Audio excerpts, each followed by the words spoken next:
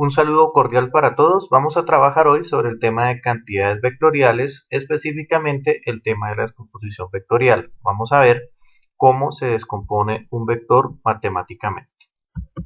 Iniciamos con el plano cartesiano. Es importante tener en cuenta que este plano se encuentra conformado por 4 cuadrantes: cuadrante número 1, cuadrante número 2, cuadrante número 3 y cuadrante número 4.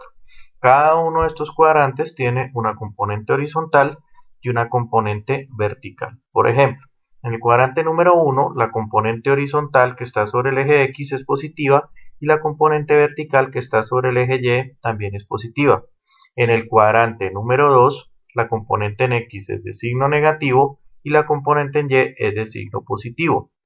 En el cuadrante número 3, la componente en X es negativa y la componente en Y también es negativa. Y en el cuadrante número 4, la componente en X es positiva y la componente en Y es negativa. Aquí tenemos una tabla donde se hace un breve resumen de los signos de cada uno de los componentes de acuerdo al cuadrante donde se encuentra el vector. Ahora, para medir el ángulo de un vector, lo hacemos desde el eje X positivo en sentido contrario a las manecillas del reloj. Este es el eje X positivo y aquí la flecha nos está indicando que se mide en sentido contrario a las manecillas del reloj.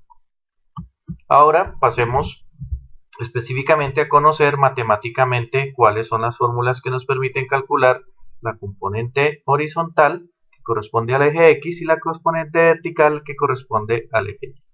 Aquí tenemos un vector en el primer cuadrante que está en negro, el vector A.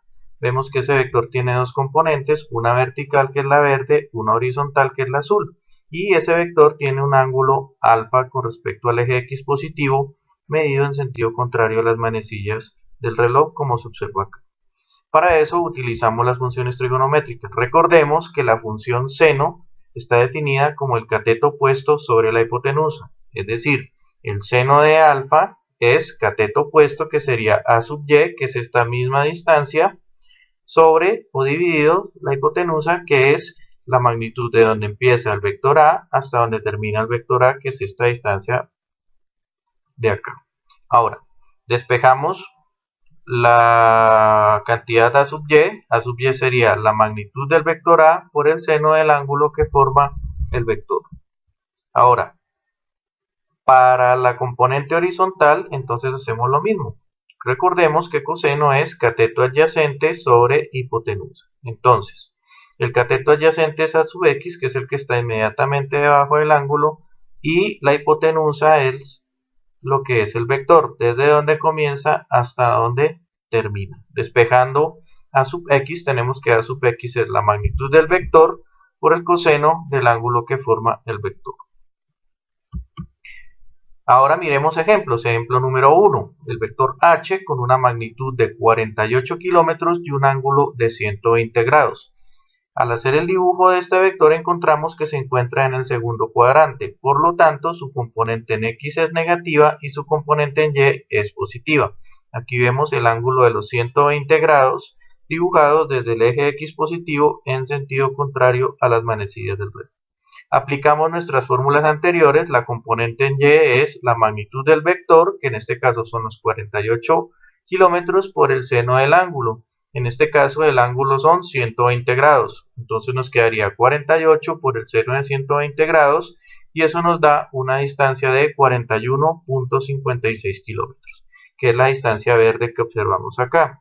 Ahora, para la componente horizontal utilizamos igualmente la fórmula anteriormente vista, que es la magnitud del vector por el coseno del ángulo. La magnitud del vector son los 48 kilómetros, que es la distancia desde inicio hasta el final del vector, por el coseno de los 120 grados que observamos acá. Calculando nos da menos 24 kilómetros y es una distancia que es negativa, por lo que el vector está en el segundo cuadrante. Ejemplo número 2. Descomponer el vector f de 80 milímetros y un ángulo de 225 grados.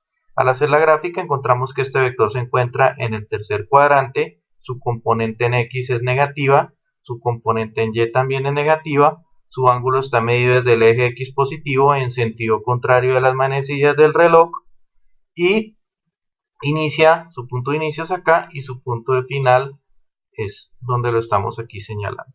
Entonces aplicamos nuestras fórmulas. La componente en y es la magnitud del vector, que son 80 milímetros, por el seno del ángulo, que en este caso son 225 grados, y nos queda 80 milímetros seno de 225, nos da menos 56.56 milímetros, que es la verde que está aquí, y vemos que coincide el signo negativo. Ahora, para la componente horizontal es la magnitud de nuestro vector, que son los 80 milímetros, por el coseno del ángulo, que son los 225 grados. Por lo tanto, nos queda 80 milímetros coseno de 225, y eso nos da una distancia horizontal de menos 33.94, que es esta distancia azul que tenemos aquí, que es de signo negativo. Como podemos observar, las dos son negativas porque el vector está en el tercer cuadrante. Muchas gracias, hasta pronto.